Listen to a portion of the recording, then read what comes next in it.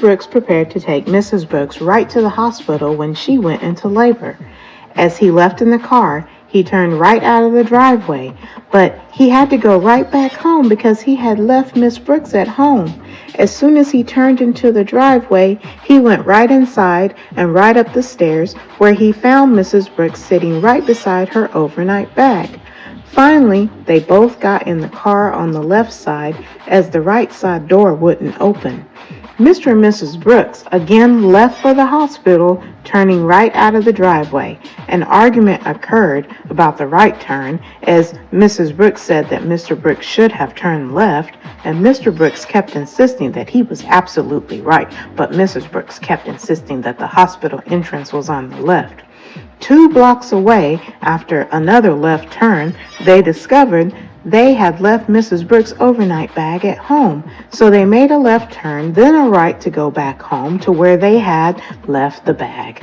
As they turned right onto their street, Mrs. Brooks said, "Let's go right to the hospital and send someone else right to the house for the fact that we left the bag on the couch."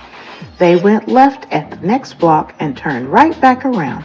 Finally, at the hospital, Mr. Brooks pulled up to the front where he left his wife to go right in.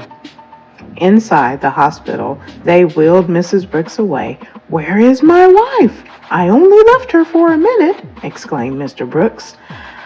A nurse rushed him right down the hall. They made a left turn, then a right, and a left turn again. Mr. Brooks found Mrs. Brooks already in delivery.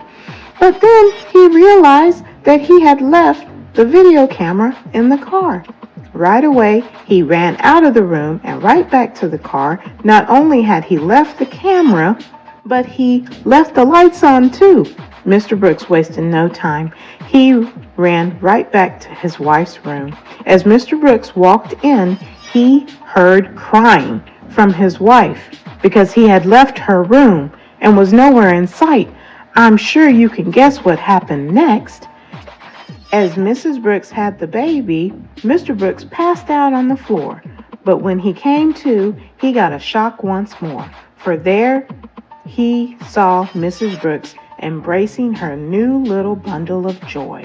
Then, with their new baby girl in her left hand and the other hand on her right hip, Mrs. Brooks turned to her husband and said, "There is one thing left to do. I think we should name this Brooks baby. How about you?" Game over.